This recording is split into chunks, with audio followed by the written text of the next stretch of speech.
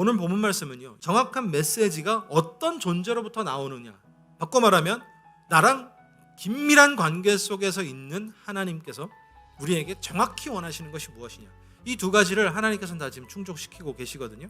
그런데 우리는 이것을 놓치는 경우가 많이 있습니다. 그러면 하나님께서 우리 가운데 이제 정확하게 하나님 원하시는 것이 무엇이냐, 6절에 보니까 첫 번째가 또 여호와와 연합하라 라고 되어 있습니다. 연합, 보수적 해석은 연합은 하나님과 내가 하나됨인데 나하고 하나님하고 동급된다라는 게 아니고 내용이 같아지는 거예요. 그러니까 나의 소망이 내가 바라는 대로 하나님 소망이 되는 게 아니라 내가 간절히 바랐던 그 소망이 하나님도 원하시는 거였던 거예요. 내가 이게 너무 기쁜데 보니까 하나님도 그걸 기뻐하시는 거예요. 자, 거꾸로 얘기하면 하나님이 기뻐하시는 건 나의 기쁨이 되는 거예요. 하나님의 소망이 나의 소망이 되는 거예요. 그게 연합이에요. 두 번째는 그를 섬기며 라고 되어 있어요. 하나님께서 하나님을 연합하고 섬긴다라고 되어 있습니다. 말 그대로 섬기는 거예요. 그분이 나의 주인이 되시는 겁니다. 세 번째는 여호와의 이름을 사랑하라고 하는 겁니다. 하나님의 이름을 사랑하라는 거예요.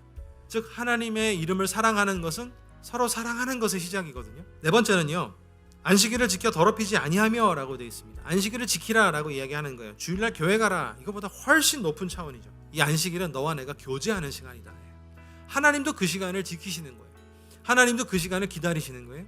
하나님도 그 시간을 우리와 함께 하길 원하는 거예요. 하나님과 내가 동일선상에서 같이 예배하며 교제하는 것, 이게 여러분 주일 예배인 거예요. 이게 안식일을 지키는 겁니다.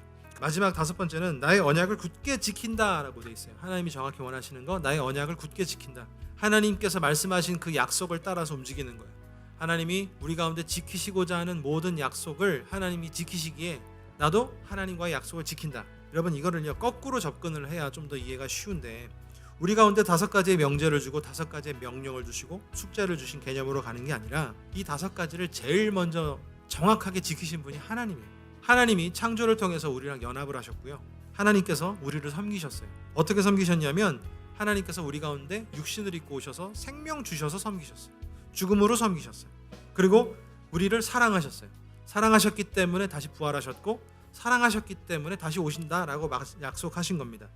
이 행위를 통해서 하나님은 정확하게 우리와 어떻게 교제하고 있으신지를 보여주셨거든요. 그럼 우리도 정확하게 신앙생활이 뭐냐라고 얘기를 할 때 그냥 시간 남으면 그냥 언저리에서 있다가 그냥 예배 정도 드리는 그게 아니라, 정확히 하나님이 이 땅에서 믿음으로 살아가는 우리 가운데 원하시는 것은 하나님과 연합하여 그분의 소망과 그분의 목적과 같이 되고 있느냐, 하나님의 이름을 사랑하여 그분이 사랑하는 모든 것을 사랑하고 또 안식일을 지켜서 하나님과 내가 함께 누림이 우리 삶의 목적이 되고 다시 오실 예수 그리스도를 바라보는 그 언약을 또 따라가며 살아가고 있느냐.